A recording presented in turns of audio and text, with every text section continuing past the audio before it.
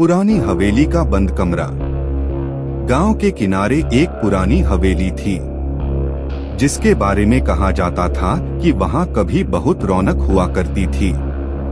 लेकिन आज वो हवेली खंडहर बन चुकी थी। टूटी खिड़कियां, झूलते दरवाजे और अंदर घुप अंधेरा। गांव वाले कहते थे हवेली का एक कमरा है जो पिछले 20 साल से बंद है। कोई नहीं जानता था कि उस कमरे में क्या है। बस इतना सुना गया था कि वहां से कभी कभी रोने की आवाज आती है। राहुल, जो शहर से पढ़कर गांव आया था, इन बातों को अंधविश्वास मानता था।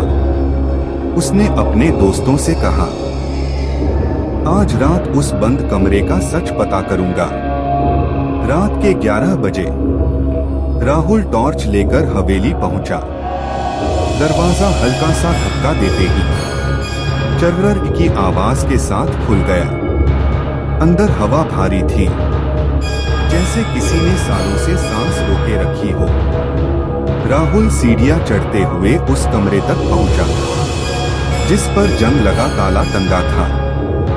अचानक अंदर से धीमी सिसकियों की आवाज आई। राहुल का दिल तेज धड़कने लगा। उसने कांपते हाथों से ताला तोड़ा।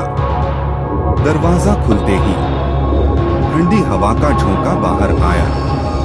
कमरा खाली था, सिर्फ बीच में एक पुरानी लकड़ी की कुर्सी जो धीरे धीरे अपने आप हिल रही थी। आवाज धीमी और डरावनी करे। राहुल ने टॉर्च घुमाई।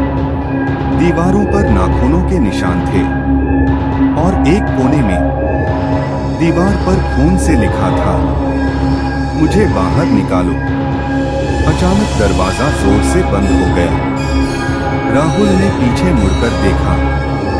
कुर्सी अब उसके बिल्कुल सामने थी और उस पर कोई बैठा था। एक लड़की सफेद कपड़ों में, झुके हुए सिर के साथ। राहुल चीखना चाहता था लेकिन आवाज गले में अटक गई। लड़की ने धीरे धीरे अपना चेहरा उठाया। उसकी आंखें पूरी काली थीं और होंठ हिल रहे थे। तुमने दरवाजा क्यों खोला? अचानक टॉर्च बुझ गई। पूरा कमरा अंधेरे में डूब गया। अगली सुबह गांव वालों ने हवेली के बाहर राहुल की टॉर्च पड़ी देखी।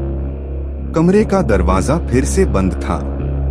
ताला भी लगा हुआ था, जैसे किसी ने कभी खोला ही नहीं। लेकिन दीवार पर अब एक नया नाम लिखा था, राहुल। फुसफुसाहट में अंत। कहते हैं आज भी उस हवेली का कमरा बंद है और कभी कभी अंदर से दो लोगों के रोने की आवाज आती है।